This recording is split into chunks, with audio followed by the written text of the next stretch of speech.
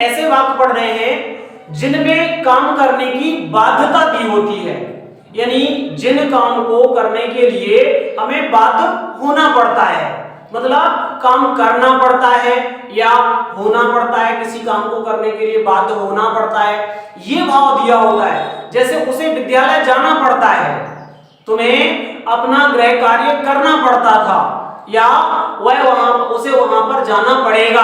इस तरह के सेंटेंस, इस तरह के वाक्य जिनमें किसी काम करने की बाध्यता दी होती है, उनका अनुवाद करना हम सीखेंगे। ठीक है, तो ऐसे वाक्यों का अनुवाद करने के लिए जिनमें किसी काम को करने की बाध्यता दी होती है, तो अनुवाद करने के लिए हम has to, have to, had to, will have to या हैविंग टू का प्रयोग करते हैं। ठीक है, यानी ऐसे वाक्य जिनमें किसी काम को करने की बाध्यता दी होती है या जिन्हें हमें निश्चित रूप से करना होता है, करने के लिए हम बाध्य होते हैं, ऐसे वाक्यों का अनुवाद करने के लिए has to, have to, had to, will have to या हैविंग टू का प्रयोग करते हैं। अब इसमें हम पढ़ेंगे कि कहां पर हमें हैज टू का प्रयोग करना है, कहां पर हमें हैव टू का प्रयोग करना है, कहां पर हमें हैड टू का प्रयोग करना है, कहां पर हमें विल हैव टू लगाना है और कहां पर हैविंग टू लगाना है। ठीक है, तो हम एक एक करके सभी के अनुवाद करने के नियम भी पढ़ेंगे, उनके सेंटेंस के एग्जांपल भी लेंगे कि किस तरह से अनुवाद करना है, हम सभी के अनुवाद करना आपको बताएंगे। तो चलिए हम शुरू करते हैं। सबसे पहले देखते हैं कि यदि हिंदी वाक्य के अंत में दिया है पढ़ता है या करना है, जैसे मुझे विद्यालय जाना पड़ता है, उसे मेरी बात सुननी पड़ती है, या तुम्हें यह काम करना पड़ता है, या मुझे खाना खाना है। ठीक है, तो जहां पर किसी काम को करने की बाध्यता दी होती है और कौन सा टेंस दिया होता है, प्रेजेंट टेंस दिया होता है, तो वहां पर हम हैज टू और हैव टू का प्रयोग करते हैं। ठीक है, तो अगर प्रेजेंट टेंस में किसी काम को करने की बाध्यता दी होती है या हमें मजबूरी में वो काम करना पड़ता है, तो वहां पर हम हैज टू या हैव टू का प्रयोग करते हैं। अब हैज टू कहां लगाते हैं, हैव टू कहां लगाते हैं, इसका भी देख लेते हैं। तो जहां पर सिंगुलर नंबर होता है, कोई भी नाउन जो दी होती है, सब्जेक्ट जो दिया होता है, सब्जेक्ट जो होता है वो अगर सिंगुलर नंबर होता है, ठीक है, एक वचन होता है, कर्ता एक वचन होता है, तो वहां पर हम हैज टू का प्रयोग करते हैं, यानी सिंगुलर कर्ता के साथ एक वचन कर्ता के साथ हैज टू लगाएंगे। और अगर कर्ता बहुवचन दिया हुआ है, कर्ता प्लूरल नंबर का है, बहुवचन का कर्ता है, तो वहां पर हम हैव टू का प्रयोग करेंगे। ठीक है, तो इसके कुछ एग्जांपल लेते हैं, जैसे उसे यह कहानी लिखनी पड़ती है, ये दिया हो, उसे यह कहानी लिखनी पड़ती है। ठीक है, तो हो जाएगा ही और इसके साथ आएगा has to, he has to write this story। ठीक है, दिया है he has to write this story। इसमें एक चीज और ध्यान रखना है, यहां पे टू दिया होता है, तो टू के बाद हमेशा वर्ब की फर्स्ट फॉर्म का प्रयोग करना होता है। और भी इसका देख लेते हैं, नेगेटिव सेंटेंस का देखते हैं, जैसे तुम्हें यह काम नहीं करना है, ये दिया हुआ है, तुम्हें यह काम नहीं करना है। ठीक है, इसमें नहीं दिया हुआ है, जब नेगेटिव सेंटेंस होता है या इंट्रोगेटिव सेंटेंस होता है, तो इसमें हम हेल्पिंग वर्ब का प्रयोग करते हैं। और हेल्पिंग वर्ब हम कौन से टेंस की लगाएंगे, इसमें हेल्पिंग वर्ब हम प्रेजेंट इंडेफिनिट टेंस की प्रयोग करते हैं। ठीक है, तो हो जाएगा यू और यू के साथ आएगा डू, यू डू नॉट। ठीक है, अब यह काम करना पड़ता है, तो हो जाएगा यू डू नॉट, इसके साथ हैव आएगा, हैव टू डू, यह काम दिया है तो दिस वर्क, तो हो जाएगा you do not have to do this work, तुम्हें यह काम नहीं करना है, you do not have to do this work.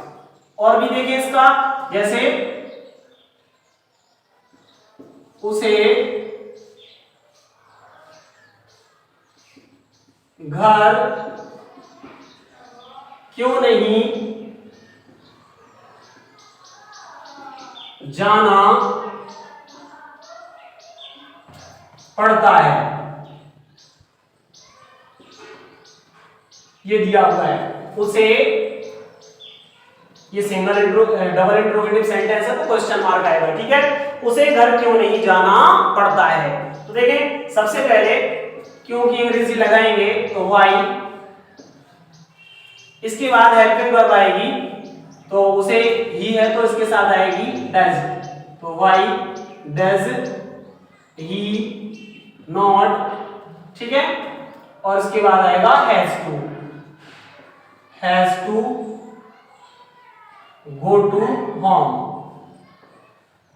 और क्वेश्चन मार्क, उसे घर क्यों नहीं जाना पड़ता है, why does he not has to go to home, ठीक है।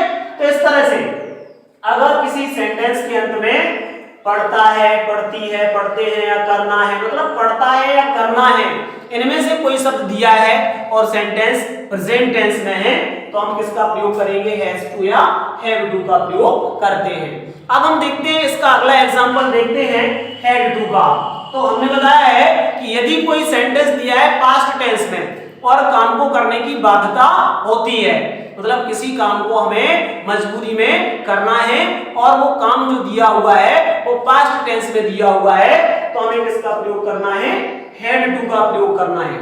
हमें ध्यान रखना है कि हैड टू का एक वचन करता हो या बहुवचन करता हो, सभी के साथ में हमें हैड टू का ही प्रयोग करना होता है। इसके हम एग्जांपल देखते हैं, जैसे उसे गीत गाना हो जाएगा, he had to sing a song, he had to sing a song, उसे गीत गाना पड़ता था। और भी देखें, जैसे मुझे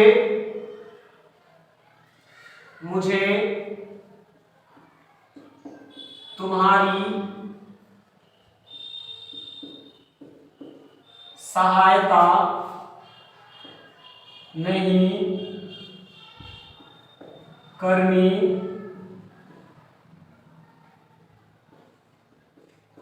पड़ती थी, या मुझे तुम्हारी सहायता नहीं करनी पड़ती थी, तो हो जाएगा आई,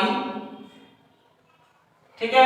अब देखिए इसमें दिया है नहीं करनी पड़ती थी तो नेगेटिव है, तो इसमें हम हेल्पिंग वर्ब लगाएंगे और हेल्पिंग वर्ब पास्ट इंडेफिनिट की लगाएंगे। पास्ट इंडेफिनिट की हेल्पिंग वर्ब होती है डिड, तो लगाएंगे डिड, तो आई डिड और आ जाएगा नॉट। अब हमें ध्यान रखना है जब भी हेल्पिंग वर्ब डिड लगाएंगे तो इसमें हम हैड का प्रयोग नहीं करेंगे, हैड टू का प्रयोग नहीं करेंगे, हम लगाएंगे हैव टू, तो हो जाएगा हैव टू, क्योंकि कभी भी डिड के साथ हैड नहीं आएगा, ठीक है। वो क्रिया की सेकंड फॉर्म या थर्ड फॉर्म नहीं आएगी, तो हो जाएगा I did not have to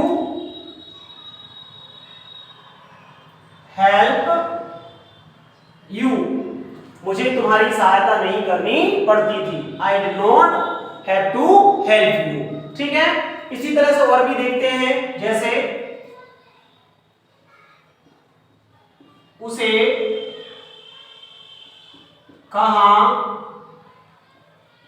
रहना, उसे कहां रहना पड़ता था, ये दिया है, उसे कहां रहना पड़ता था, तो हो जाएगा वेयर डिड ही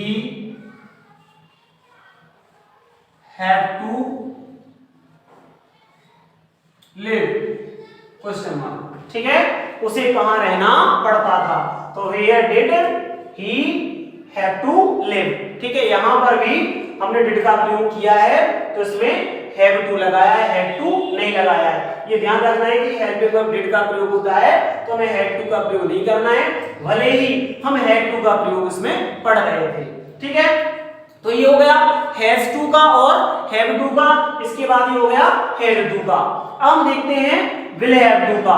तो हमें ध्यान रखना है कि जिन वाक्यों में हमें पता है कि जिन वाक्यों में बाध्यता दी हो और इसके अलावा अगर सेंटेंस जो है, वाक्य जो है वो फ्यूचर टेंस का हो, तो वहां पर हमें विल हैव टू का प्रयोग करना होता है। इसमें हमें ध्यान रखना है कहीं पर भी शैल हैव टू का प्रयोग नहीं होता है, हमेशा विल हैव टू का ही प्रयोग होता है, चाहे एक वचन करता हो या बहुवचन करता हो। यानी सिंगुलर नंबर और प्लूरल नंबर दोनों के साथ में ही हम किसका प्रयोग करेंगे, विल हैव टू का प्रयोग करेंगे।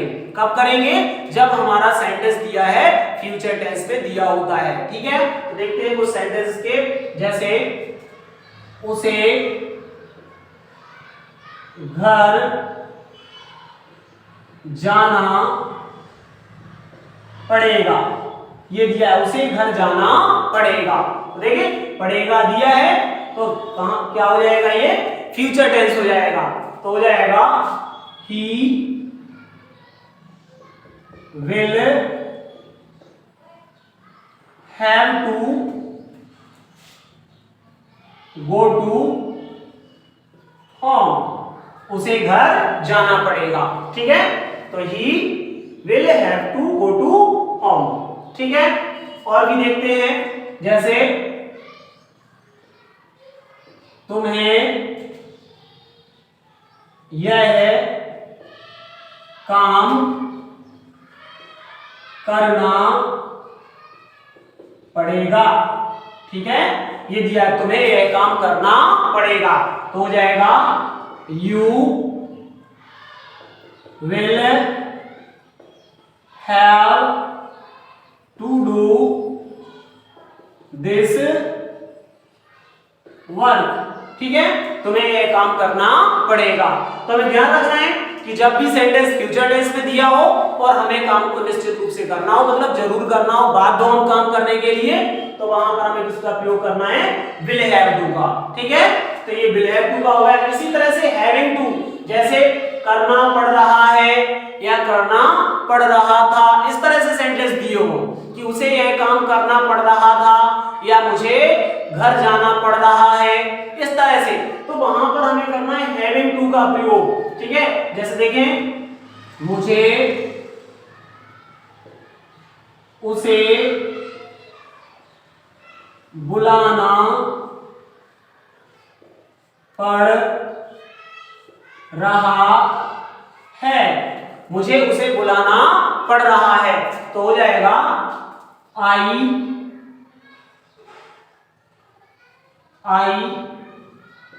M having to call him, ये दिया है, मुझे उसे बुलाना पड़ रहा है, तो हो गया I am having to call him. ठीक है, और भी देखें, जैसे तुम्हें पाठ याद करना पड़ रहा था, ये दिया है, तुम्हें पाठ याद करना पड़ रहा था, तो हो जाएगा यू